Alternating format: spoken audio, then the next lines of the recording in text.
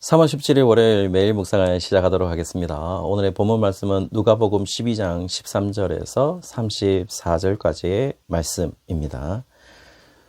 오늘 본문은 이제 무리 중에 한 사람이 나옵니다. 예수님에게 질문하는 것으로 시작을 하죠. 한 사람의 질문이 나옵니다. 내 형에게 명하여서 유산을 좀 나눠주게 해주십시오 라고 말을 하는 것이죠. 예수님의 답변이 나오는데요. 내가 유산 분배자로 세움을 받지 않았다라는 이야기를 하는 것이죠. 그리고 예수님의 권면이 이어집니다.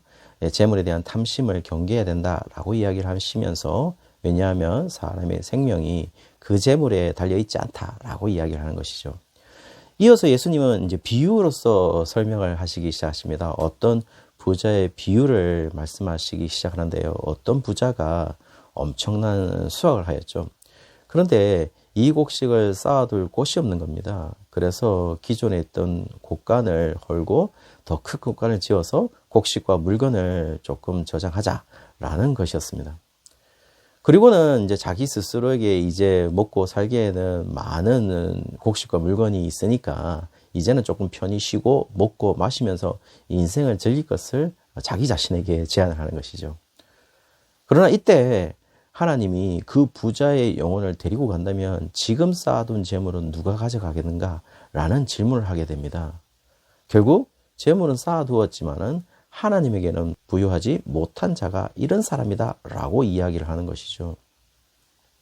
자, 이 본문을 사회학적으로 이해하게 되면 결국 성경적 물질관이 무엇이냐라는 이야기를 하는 것처럼 보이고, 더 나아가서는 어떤 주석책은 이 재물을 구제한 일에 사용되어야 한다라는 것으로 대부분 해석한 것으로 보입니다.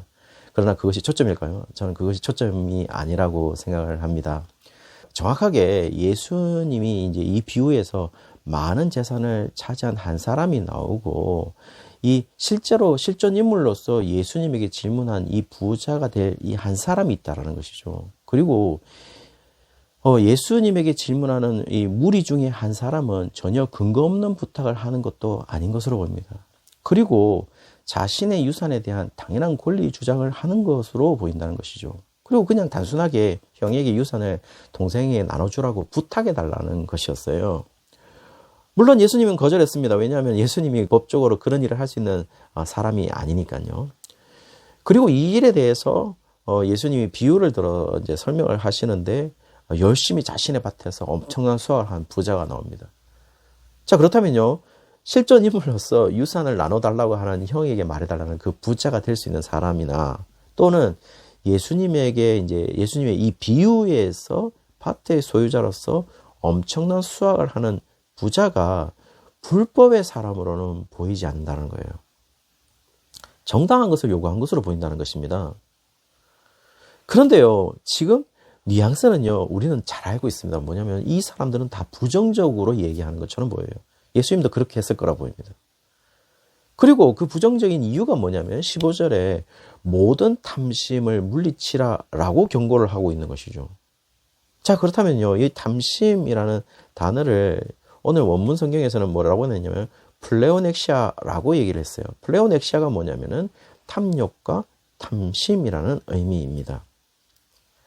자, 이 플레오넥시아가 70인역 한마디로 이 구약 성경을 헬라어로 번역한 거기에서도 이 헬라어상으로 플레오넥시아라는 단어가 나타나고 이 플레오넥시아라는 단어가 이게 번역한 이 히브리어 성경, 이 히브리어 성경의 히브리어는 뭐냐면은 이 베차라는 단어입니다.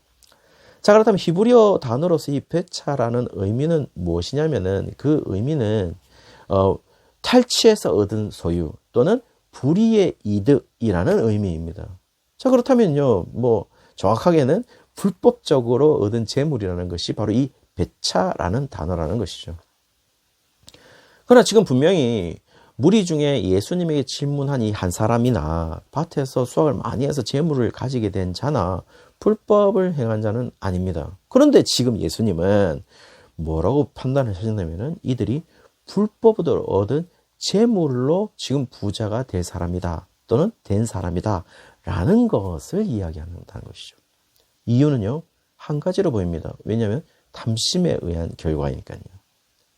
그리고 더 중요한 사실은요, 그러한 재물이 우리의 생명을 지켜주지 아니한다라고 이야기를 합니다. 지금 예수님이 비유를 통해서 알려주고 하려는 이 교훈은요, 21절에 자신을 위해서 재물을 쌓지만은 하나님께 대하여는 부여하지 못한 사람이라고 비판을 합니다. 여기서 정확한 번역으로서 우리가 뭔가를 이야기할 수 있을 것 같은데요. 재물을 쌓아두는 위치를 말해주고 있는 것 같아요. 재물을 자신에게 쌓아둘 것인가 와 아니면은 원어의 직역에서는 하나님께 대하여 부여하지 못한 사람이라서 하나님께 대하여는 실제로 원문 직역은 하나님 안에입니다. 그렇다면요, 이 재물을 하나님 안에 쌓아둘 것인가 라는 문제인 것이죠. 다시 말씀드리면 재물을 자신에게 쌓아둘 것인가 아니면 하나님 안에 쌓아둘 것인가. 그러므로 재물이 있는 곳에 마음이 있고 있다는 이 오늘 본문의 마지막 구절은 지금 재물을 쌓아서 부욕해 하는 위치로서 자기 자신을 둘 것인가 아니면 하나님 아버지 안에 둘 것인가를 이야기하는 것으로 보입니다.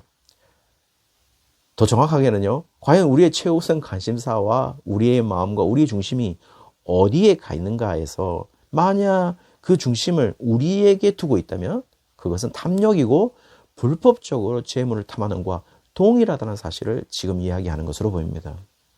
단순히 가난한 자를 위해서 구제해서 재물을 나누라는 것을 의미하는 것이 아니라 우리의 마음이 어디를 향하고 있는지를 묻는 것이죠.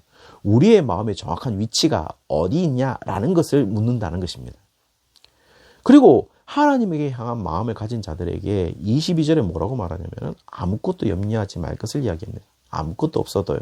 더 정확하게는요, 모을 것이 없을 정도로, 입을 것이 없을 정도로 가난하다고 할지라도 염려하지 말 것을 이야기를 합니다.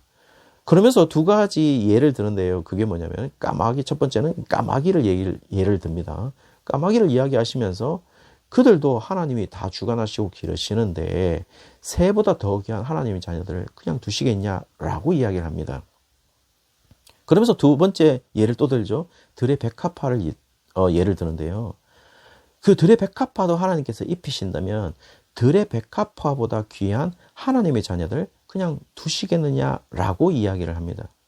그렇게 말씀하시면서 22절과 29절에 목숨을 위하여 무엇을 먹을까, 무엇을 입을까, 무엇을 마실까 염려하지도 구하지도 말라라고 이야기하는 것이죠. 그렇게 말씀하시면서 처음 무리 중에 한 사람의 대화에서 재물보다 생명이 더 중요하다고 이야기를 했고, 지금 또 이 비유에서는 재물을 많이 가져서 곳간에 쌓았다고 하더라도 목숨을 잃으면 그런 것들이 아무 소용이 없다라고 이야기를 합니다. 그런데 이어서 말씀하시는 것은 목숨보다 더 중요한 것이 있다는 것이죠. 그것을 31절에 얘기를 하시는데요. 목숨보다 더 중요한 것을 구하라고 얘기하십니다. 그게 뭐냐면 31절에 하나님 나라를 구하라 라고 이야기를 하는 것이죠. 자, 그렇다면요, 지금 예수님이 말씀하시는 것은 재물보다 목숨이 중요하다고 지금 비유를 통해서 말씀하시고 목숨보다 하나님 나라가 더 중요하다는 사실을 지금 결론적으로 이야기하는 것으로 보입니다. 예수님이 말씀하시는 것은 지금 하나님 나라가 우리에게 임하지 않는다면, 그리고 하나님의 통치가 우리에게 없다면, 우리에게 생명이 있다고 할지라도 살아있는 인생이 아니라는 것을 얘기하는 것이죠. 또 우리가 아무리 재물을 가졌다고 할지라도 하나님 나라에서는 부자가 아니다라는 사실을 얘기한다는 것입니다. 그리고 앞에 본문에서 재물을 자신에게 쌓을 것인가 아니면 하나님 아버지 안에 쌓을 것인가의 문제에서 33절에 보시면은 하나님 아버지 안에 쌓는 것이 무엇인지를 이야기하는데요. 그것은 너희 소유를 팔아 구제하는 것이다 라고 이야기를 합니다. 근데 성도님들, 또 우리가 오해하지 말아야 될 것은 여기서 이 구제라는 방식이 단순하게 지금 우리가 아는 구제 방식을 이해해서는 안 됩니다. 왜냐하면 철저하게 AD 1세기의 초대 기독교 공동체의 구제 방식을 우리가 생각해야 되는데요. 그 구제 방식은 자신이 드러나지 않고 오로지 자신을 돕는 자가 공동체로 인식하게 했다는 것을 안다면요, 하나님 아버지 안에서 재물을 쌓는 것은 자신이 드러나지 않는 재물의 나눔과 분배를 통하여서 하늘에 쌓아두는 것을 의미한다는 것입니다. 그런데 지금 우리의 구제 방식을 한번 다 보시죠. 왜냐하면 결국엔 우리가 드러나는 경우가 너무나도 많습니다. 저는 그걸 폄하하고 싶지는 않지만은 우리가 불쌍한 아이들을 돕는다든가 또는 뭐 이렇게 자매 결연을 맺거나 아니면 부모로 이렇게 결연을 맺는 것을 보시면은 결국에는 그 아이들이 생각할 때는 우리가 돕는 것이라고 생각하는 것이지 하나님이 돕는다 아니면 공동체가 돕는다라고 생각하지는 않을 것으로 보여요. 저는 그 사실에 대해서 그 마음을 폄하하고 싶은 생각은 조금도 없습니다. 그러나 지금의 구제 방식이 과연 성경적이냐라고 물으신다면은 저는 조금은 벗어나 있는 것이 아닌가라고 생각이 든다는 것이죠. 왜냐하면 초대 공동체가 자신이 드러나지 않는 재물의 나눔과 분배를 통해서 하늘에 쌓아두는 방식을 택했으니까요. 그리고 거기에 자신의 모든 마음을 두는 것을 이야기한다는 것입니다. 따라서 하나님 나라를 우선적으로 구하는 것은 하나님 나라의 가치 판단에 의해서 가장 가치 있는 것을 설정하고 그 가치 있는 것에 자신의 마음을 두는 것을 의미한다는 것이죠. 만약 그렇게 하지 않는다면요, 그것은 다 세상적으로는 다 합법적이고 합리적이고 이성적이고 옳은 것이라 하더라도 그것은 다 탐욕에 의한 것이고 그거는 불법을 향한 것이다 라는 것입니다. 사랑하는 성도님들, 지금 우리의 마음, 우리의 중심 어디에 두고 있습니까? 혹시 지금 우리가 하는 행동이 여전히 자기 자신을 위한 행동이라면은 우리는 반드시 변경해야 됩니다. 왜냐하면 우리는 저기 새들보다 꽃들보다 소중하고 귀한 하나님의 자녀니까요. 제 친구 중에 그 아들의 이름이 하부입니다. 하부. 그래서 하나님의 부자라는 뜻이죠. 저는 이 하부가 물론 제 친구도 똑같은 마음이겠지만 이 하부가 자신의 마음의 중심을 하나님에게 두고 하나님 나라의 가장 가치 있는 것을 판단하며 살아가는 자녀였으면 좋겠습니다. 그런 자녀인 것처럼 하나님의 부자가 될 사람들은 바로 우리의 마음을 하나님 나라에 두고 거기에 중심의 가치를 두고 그 중심의 가치에 따라서 우리의 마음을 향하여서 행동할 수 있는 그런 사람, 오늘 그런 사람으로 오늘 하루를 살아내는 모든 성도님들 되시기를 주의 이름으로 축원합니다.